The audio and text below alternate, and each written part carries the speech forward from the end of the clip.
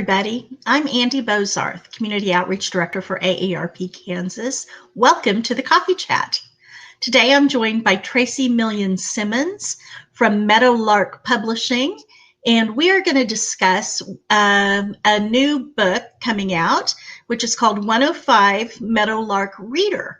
And it's an anthology, but it also is a repeating anthology, which is called what, Tracy?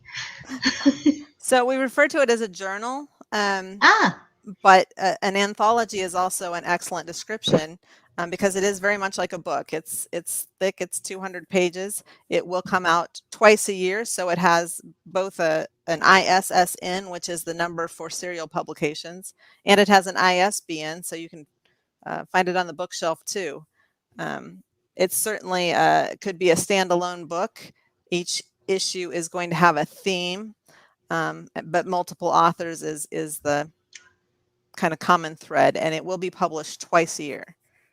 So that's really good. It sounds like that's been keeping you busy through the COVID time. And how have you been, other than publishing? What have you been up to? I have been very focused on publishing through 2020. That was kind of my answer to having to stay at home and doing a little less socializing, although I've gotten very practiced at socializing by Zoom. That's been fun. It's kind of interesting to have those visits without the car trips. But oh, yes. And Zoom, some of the things that were discovered during 2020, I think are going to stick with us and can actually add to our quality of life. That's so true. Like family meetings through Zoom. I like that concept. Right. I've been involved with Kansas Authors Club for years, and one of the things we've often talked about is how we needed to start holding virtual events, and we needed to find ways to reach the communities that were further away, where a drive to a meeting was impossible, or would take them an overnight trip or something. And so last year we made it happen. I mean, we had no choice but to make it happen, and it's actually worked quite well. It's been really fun to get to know members, that from all over the state, and I think it's definitely helped us grow, and it's been a good move. Some of us struggled with getting there, but once we did it, there was a lot of positive to adding that to our arsenal of tools. So That's great. And as you said, you're a member of the Kansas Authors Club, and you're a publisher, and you are a published author yourself. So what do you do in your spare time? I read books. That's good. I do. I do love to read. I read a lot, and I honestly try to force myself to do other things like hiking and kayaking just to make sure I'm balancing myself a little. But I do love books. I read a lot. That's great. And being an avid reader myself and coming from a family of readers, what can you tell me about the 105 Meadowlark Reader? Besides the fact it will be published twice a year, what if somebody is interested in getting one of their stories in there? So what would they do? I'll give you a little setup for 105 Meadowlark Reader first. Please do. This was it's kind of been a project that's been in the back of my mind for quite a while, and maybe having a COVID year was part of the reason we actually pushed it. But this is a project between myself and Cheryl Unruh, who is the Flyover People columnist. You might probably familiar with her books. She's had 2 titles on the Kansas Notable list, and she writes essays, primarily Kansas essays. And so this is kind of a project that we put together. Cheryl is the editor, and I'm the publisher of the book. We work together on it. And so it's what it is it's a Kansas journal of true stories, creative nonfiction. And as we were kind of developing our plan, we both had this dream of publishing other authors, kind of helping elevate stories and community. And we decided we were going to focus on just Kansas. We were going to make this a Kansas publication to celebrate the state that we love and the writers that we know best. And so we came up with 105 because 105 counties in Kansas, we thought that would be a good way to commit to reaching every corner of the state. And we didn't really know how that would work. We didn't know when we started how many entries we would get. We weren't sure how big the book would be. For the first issue, which came out just the beginning of May, if you can see, this is the state map, and the dark spots are, we have either authors or stories from those counties. And like I said, our commitment is to get the whole map filled in. So with the first issue, we ended up with 35 authors, 25 counties represented, and we plan to build this map out. If you go to our website, there's a little interactive, or I don't know if it's interactive, but there's actually a Google map dedicated to 105, where with each issue we'll be able to add the layers, and you'll be able to see as we fill in the counties. So That's yeah, go ahead. Oh, that's great. And I was just going to ask you, can you tell people what that website is? Yes, it's 105 Meadowlark Reader, just like the title, which you can actually only read on the spine of the book. I'll go ahead and say something about the cover, why we have it. This cover Yes. is by Dave Leiker. He's a photographer here in Emporia. And when we saw this picture, we just thought this is absolutely the theme for the first issue of our reader was beginnings. And we just thought this picture with the kind of morning sunlight and the baby calf, it said to us Kansas, and it said to us beginnings. And there are actually a couple of stories in this book about calves. So it just seemed like it fit perfectly. But so that's the goal. It's a Kansas journal. It's about Kansas stories, and we're looking for true stories from all over the state. And you said that the first focus was on beginnings. And is there a focus for the stories that you're recruiting for right now or accepting submissions for? Yes, every What? issue is going to have a theme, and the current theme is Kansas travel stories or road trips. And I want to tell you, our themes are, we don't put the themes out there with the idea of restricting what you want, what you're going to write about. We think of it as kind of a launch pad. Travel is the theme, and we want to see where people are going to go with it. So it could actually be essays about, traveling across Kansas, or essays about the people you're traveling with, maybe memories of travels when you were young. It could still be very place driven, just places you've explored, things you've seen. We're wide open on subject matter, but travel is what's going to kind of tie this second issue together. That'll be very interesting. And there is so much to see in Kansas. I think people who are not from around here don't realize how diverse Kansas landscape, Kansas people are. And hopefully you can discover some of that in the stories. Even in the few, we started the second submission period at the beginning of May, and I've just kind of been browsing the stories as they come in, and I am amazed at the things in Kansas that I didn't know about. Oh, I'm already making a list of, I need to go see this bridge that's in Southeast Kansas, and just different things like that, because I think of myself as a fairly well traveled Kansas person. I do love road trips. I've lived in Kansas all but 5 years of my life, and I'm just amazed at all the little gems and things that we have that I'm still not aware of. So oh, that's a nice way to discover things. I think that reading is always an excellent way to discover new opportunities and new ideas, and in this case, new travel opportunities. So this is going to be a pretty basic question, but what is creative nonfiction? I think The best answer I've come across for creative nonfiction is from a website actually called creativenonfiction.org. And they Okay. say, simply put, creative nonfiction is true stories well told. If you want to go a little I like deeper that. into it, some people talk about it's true stories, but you're using maybe elements that you would find in fiction to tell the stories. But creativity is just wide range, open ended. There's so many things. You and I were talking earlier before this started about graphic novels, Right. and we're seeing people do a lot of things with graphic novels, including creative nonfiction. um, Uh-huh. so really, it's anything that you do as long as the stories you're telling are true. The nonfiction is true. Fiction is what we're making up. Um, So are you looking for creative nonfiction stories for the 105 Meadowlark series? yes, everything in 105 is true.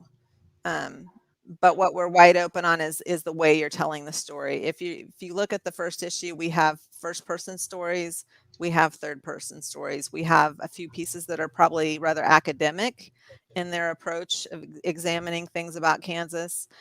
We have very personal stories that are kind of written almost like a journal entry, perhaps. Um, we have stories that are pure entertainment, to make you laugh.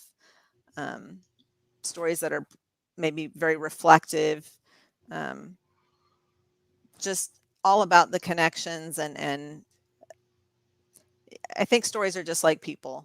There are thousands of ways to tell them. Oh, I like that. If somebody has a story that they've written or a story that they think they want to write, but they've never been published before, how do they go about getting that story published? So, if you're a beginning writer, I think one of the hardest thing is starting to share your work with Mhm. other people. And if you're going to be a writer and nobody's reading it, then maybe you're not really a writer yet. But I think 105 would be an excellent place to start sharing those stories, because your personal stories are often the easiest ones to write, and that's what we're looking for, true stories. But also, as well as a goal of covering every county, we didn't want a journal that was just polished professional writers. We Right. want a mix. And in this first issue, we do have we have at least two or three people who this is their first time being published. Um, so it's wide open. And what I would tell you if you're new to writing is just go for it. We are kind people. We are not school teachers with red pens. Um, if your essay needs work, we have editors. That's part of what we're doing on our end. We'll help you fix it and make it presentable. Oh, that's Um, great. it's the story that's important. And I mean, I would still encourage you to polish it as much as possible before you send it to us, but um, don't be shy. I think that would be my message. Um, and I expect we had really a great response to our first call for entries, and we're getting quite a few in for this second call.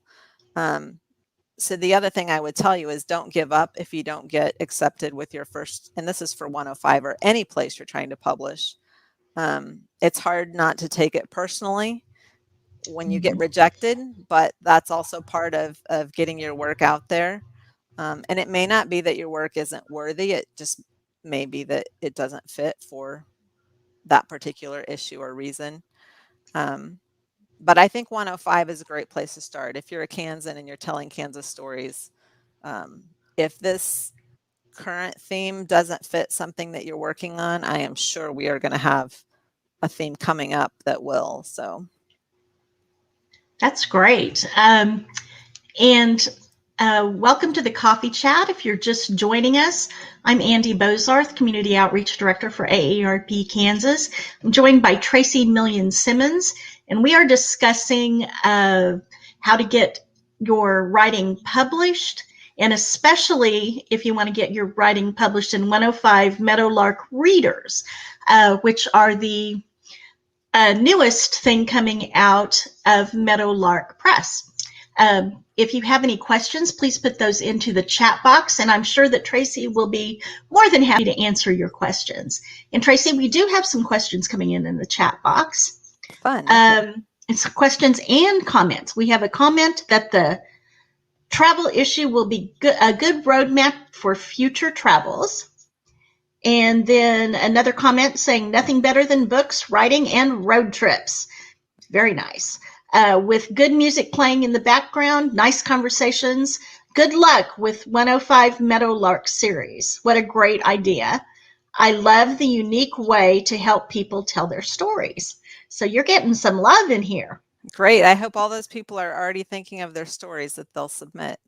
Absolutely. And I know some of these people, and I know they're very creative. So we may get some stories for you from this. Let's see. How do we obtain the 105 Meadowlark Reader when it is released? Okay, it is already available, and if you go to the 105 Meadowlark Reader website, you can order direct from us. We're always happy to ship you our books ourselves.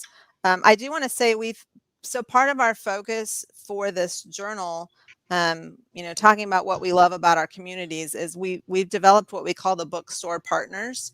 And so we have made an attempt to reach out to every independent bookstore in Kansas and kind of partner with them on this project. Basically, what they've gotten in exchange for an advertising spot in the journal is they get copies of it to sell in their bookstore.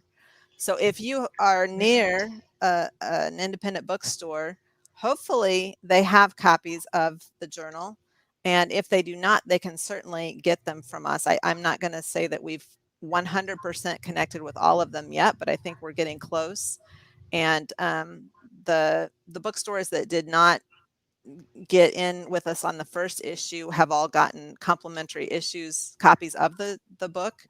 So that's the second place you can buy it is at your local bookstore. Oh, what a great partnership. I'm sorry. Yeah. And then, of course, it will be available basically anywhere you can buy books eventually. But we did make a point of making sure our subscribers got it first. So those started going out the first week in May. And by this point, you should be able to pretty much order it anywhere. And what is for the authors, what is the submission timeline that you're looking at? So we have a 2-month window, which opened May 1st. So we are accepting submissions for the next issue through June 30th. And submitting's easy. If you have a computer, you're typing your story on I'm assuming a Word document, or there's probably other programs you use, but we use a platform called Submittable, which you can find the link to that through the website. It's pretty easy. They'll walk you through setting up an account, and then you just basically load your file to our Submittable account, and then we have it for reviewing from there. And the one we're collecting right now will be published. It will come out in November. Okay.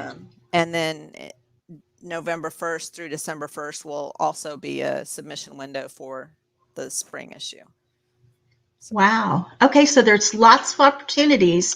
If you are an author out there and wanting to get a story into the 105 Meadowlark Reader, you're going to have some opportunities to get that information in. And speaking of submissions, do you have any tips for somebody who wants to submit? I do. I think just start with the stories that you like to tell, or the stories that you've maybe heard in your family, stories that you think you'd like to pass on to your kids or make sure your grandkids hear. Don't be afraid to be personal and, put some emotion into it. We're looking for just a little bit of everything. It's also fine if there's like something about your community that you just love. Like we'd love origin stories, where did that part come from? Or, if there's a business that has a really interesting history or some sort of event in your community, those types of stories would fit really well in 105. So you can, if you approach writing as a journalist or an investigator, this could be a great forum. Or if you just approach it as personal family stories, I think there's a lot of room there for everything. If you're looking for like actual, how to write, I think one of the most powerful editing tools I have found, and we were talking about this recently with Kansas Authors Club, is read your essay out loud before you submit it, because you will catch a lot of the mistakes and typos, and you will also hear if your story flows, if it sound, if it all comes together correctly, because sometimes we tend to write maybe a little stilted, or we try to focus on the grammar and we kind of forget about how the story flows. So I think reading out loud is a very powerful way to improve your work and make sure it's polished and ready. That's a great suggestion. I think you could probably hear a lot that when you read to yourself, you wouldn't hear. We do have more questions. What is the word count for these stories? So we don't have a specific word count. I think if you look at our guidelines, we say however many words it takes you to tell your story. We have maybe 300 to 3,000 would be our range. Wow. But, okay. Yeah. So like it's really going to depend on the type of story you're telling and what it takes. Sometimes I think, especially if you're a new writer, you want to remember that fewer words is often more powerful. So if you have written a super long essay, 4,000 or 5,000 words, that might be one of the things you look at. Is sometimes our work gets better if we, peel 1,000 words out of there before we submit it. But yeah, we don't have a hard word count Okay. requirement. And another question is, can writers submit under a pen name? That's a good question. We did have a writer that uses a pen name in this last issue. Now in her bio, she has her real name too. I don't think having a pen name, I don't think there's a problem with that. Probably depending on the type of story. Right. I guess if you're using a pen name, be sure and mention that in your, at least in a personal note to us. Mm-hmm. It doesn't have to be included as part of the story, but it might play into, depending on what your story is. Mm-hmm. We're not likely to publish a story that would be like, if you're using a pen name so that people don't know who you are, which may not be why you're using a pen name. So, as I was saying, I keep Million in my name because that makes my name unique. Where Right. there are a lot of Tracy Simmons out there, there's only one Tracy Million Simmons, so it makes it easier for people to find me. So, Mm-hmm. And we have one more question. That is, what is the best length for entries? I guess we pretty much covered that already. The best length for entries, yes. The link, if you go to the website, there is a button, a black button that says, I think, submit here, but it's a link to Submittable. It'll take you directly to our submission forum. And they have a great help site too. So if you do have problems, they can help you set up your account. But most people just set up your account, remember your password. That's the important part. Once you're there, we will be able to contact you by email. So we can contact you through Submittable, or we can contact you direct by email. That's great. For those of you just joining us, I'm Andy Bozarth, Community Outreach Director for AARP Kansas, and I'm joined by Tracy Million Simmons, and we are discussing the 105 Meadowlark Reader and how to get your work published. So let me go back to our questions.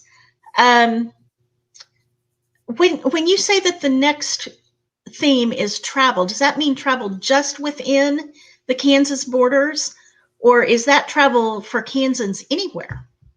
So that's a really great question, and it's actually generated a lot of conversation in the last couple of weeks. Here's my answer. Travel stories within Kansas would be wonderful. That's actually what I was picturing when we first set the theme. But thinking on it, there are many places in our state to be appreciated, and a story about a road trip to a particular location would be a great story. But I recognize as a writer and as someone who loves to travel that stories outside of our state have relevance and significance to Kansas as well. So what I would tell you is we're not going to reject a story if it leaves the state of Kansas, but you're probably going to need to show us in the story that Kansas connection. So, maybe the part of the story is set in Kansas, or, maybe there's some sort of comparison between Kansas and where you're traveling. Somehow you're going to have to show us why your story is relevant to a Kansan. I'm kind of excited to see what people will do with that, because I imagine there are going to be a lot of ways people travel outside of Kansas and really make powerful essays that mean a lot to us. So I can't wait to read this. So if people want to learn more about the 105 Kansas Meadow, or the 105 Meadowlark Reader, where can they go to learn more? So the website is a great place for all the nuts and bolts. It has submission guidelines. It has information about subscribing. It has information about advertising. If you want to follow us on Facebook, that's a great place too. We'll often post kind of writing tips or writing prompts, if you're, which you could use just for everyday writing, or if you're just trying to come up with ideas for stories to write for 105. That would be a great place also to follow us for information. And often we'll kind of get check-ins with people who've been published, so you can kind of see a little bit about the stories that have at least come up in the first issue, and we'll probably start sharing more with the second issue as we select those stories. Oh, good. And I have one more question for you, and that, are you going to put children's stories into this anthology? Or do you have any children's stories that you've been working on publishing? So the anthology, as far as for readers, it could certainly have stories about children, but it wouldn't be, none of the stories would be geared toward, Would for not be children right. as readers, at least not yet. Now, Meadowlark Press does have our very first children's book coming out. Ah, And so I'll take this moment for show and tell, because we're super proud of this book. We will have a launch party at the Kansas Wetlands Education Center, and that's going to be June 19th. It's the middle of June. I should have had that in front of me. I'm sorry. That's fine. But anyway, I am so excited about this book. We've never done a full color book before. So first of all, I want to tell you, I've learned so much in putting this book together. Not only have I learned about putting together a full color book with illustrations, and then I open it to this is just an amazing book. Oh, it's beautiful. The illustrations are beautiful. Yeah. Our artist is local from Emporia here. Her name's Annalie Nicklin, and she's just incredibly talented. And you would think, just putting pictures into a book and printing it, no big deal. But do you scan it? Do you photograph it? How do you calibrate the photos so that you get this beautiful, bright color? There was a lot to learn. But also just the content of the book. I mean, this is a 32-page full color book that, we're thinking a children's book. But I learned so much from this book, and I have lived in Kansas my entire life. I have driven by the Wetlands Education Center. I can't even tell you how many times crossing the state. And there were so many things I didn't know. So I see this as a book that is going to teach us all things that we need to know about Kansas, about the wetlands. This little bird, Ava, is her name, but she is the bird that's on the logo of the Wetland Center. So now we know that. And it's amazing the importance of the Kansas Wetland Center for conservation and just the birds that travel through there. Um, a lot of impressive stuff. So this is our next big book that's coming out, and I think everyone in Kansas should be celebrating this book. I think that's great, and hopefully you'll have the opportunity to publish more children's books in the future. Now that we know what we're doing, that's certainly an option. When I started Meadowlark, I didn't really picture myself working with children's books at all. But last year we published 2 YA novels, which I am just absolutely delighted with, and so that opened that door. I'm completely open to YA now, and now with this children's book, it's been fun. So. Well, Tracy, the same thing happened to us last time. We are out of time. You are getting more love in the chat box. People saying great idea and good information. Looks like a wonderful children's book, and good luck on the release. So thank you very much for joining us. Do you have any last advice you'd like to give to an up-and-coming author before we sign off? I just keep sharing your stories. It's if you're new, I know it's hard, but I think there's so much power in sharing our stories, and it helps us connect as people, and it helps us appreciate different positions, and we just learn so much. Follow us on Facebook, follow Meadowlark Press, follow 105 Meadowlark Reader, and if you're really wanting to get into writing, look at Kansas Authors Club. It's a writing organization. We have chapters across the whole state. We've been in existence since 1904. So there's a lot of history there, and just a lot of creative things happening. You can certainly find a community of writers there that are doing something that you will learn from. So check it all out. That's great. Thank you very much. And thank you to the audience for joining us today. We'll see you next week, same time, same place. Thank you for having me.